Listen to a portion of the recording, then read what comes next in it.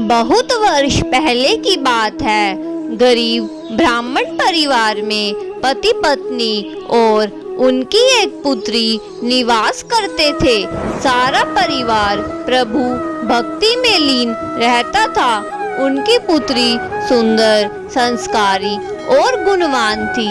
वह उसके लिए वर की तलाश कर रहे थे, किंतु निर्धन होने के कारण उसके विवाह में अड़चनें आ रही थी। प्रभु कृपा से उनके घर में एक महात्मा आए। उस कन्या की सेवा भावना से खुश होकर उन्होंने उसे आशीष दिया। तो उस लड़की के पिता ने कहा, महात्मा जी, बहुत समय से हम अपनी लड़की के लिए वर की तलाश कर रहे हैं, मगर हमारी गरीबी की वजह से हर बार बात बनते बनते रह जाती है। कृपा बताए कब हमारी बेटी के हाथ पीले होएंगे। महात्मा जी ने उस लड़की का हाथ देखा और बोले, इस लड़की के हाथ में तो विवाह की रेखा ही नहीं है। लड़की के पिता बोले, माफ करना महात्मा जी, मैं आपके कहने का तात्पर्य नहीं समझ पाया।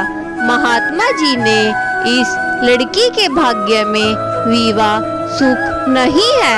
महात्मा जी के मुख से ऐसे वचन सुनकर ब्राह्मण दंपत्ति रोते रोते महात्मा जी के चरणों में गिर गए और उनसे इस समस्या का समाधान बताने के लिए विनती करने लगे। महात्मा जी ने उन्हें अपने चरणों से उठाया और बोला, पास के ही एक गांव में सोना नामक धोबिन जाति की एक पतिव्रता महिला अपने पति, बेटे और बहू के साथ निवास करती है, जो कि एक महान पतिव्रता स्त्री है। यदि आपकी लड़की उसे अपनी सेवा से प्रसन्न कर लेती है तो आशीष स्वरूप उससे उसकी मांग का सिंदूर ले ले, तभी इस लड़की का विवाह संभव है। ऐसा करने से इसे अमोघ्य सुहाग भाग की प्राप्ति भी होगी। मगर याद रहे, वह पतिव्रता महिला कहीं आती जाती नहीं है।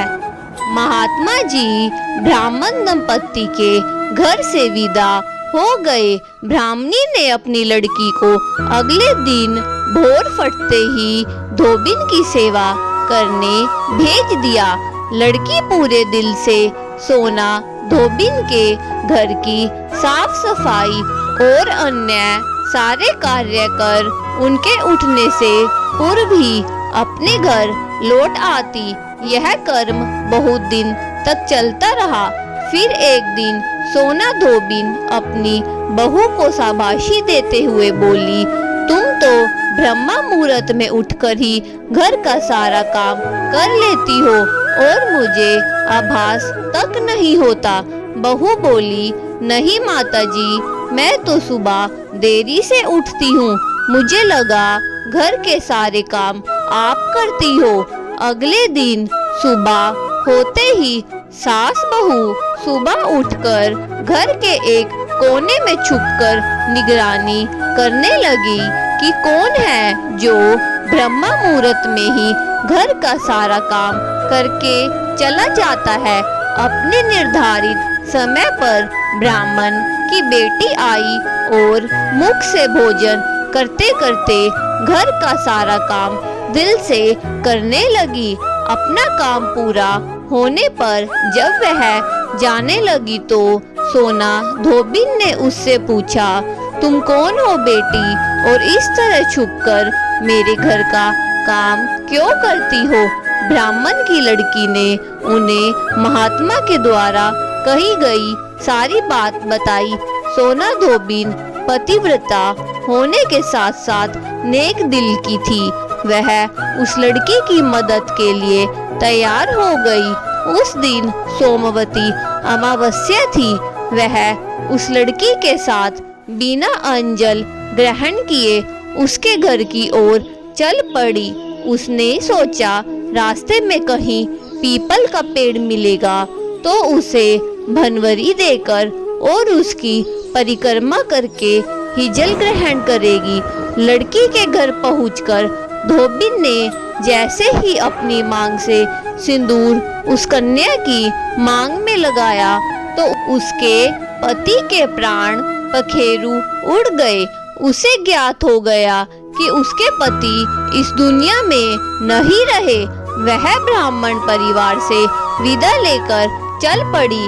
रास्ते में पीपल का पेड़ देखकर उसने ईंट के टुकड़ों से 108 बार भनवरी देकर 108 बार पीपल के पेड़ की परिक्रमा की। तत्पश्चात जल ग्रहण किया। तभी उसके पति की मृत देह में प्राण लौट आए। सोमवती अमावस्या के दिन अपने मनोरथों की पूर्ति के लिए धोबी परिवार को भेंट इत्यादि देने का भी विधान है। दोस्तों मिलते हैं जल्दी एक नई वीडियो में। अगर आपको हमारी आज की यह वीडियो पसंद आई हो तो कृपा करके हमारे चैनल को सब्सक्राइब और अपने दोस्तों के साथ शेयर करना ना भूलें। धन्यवाद।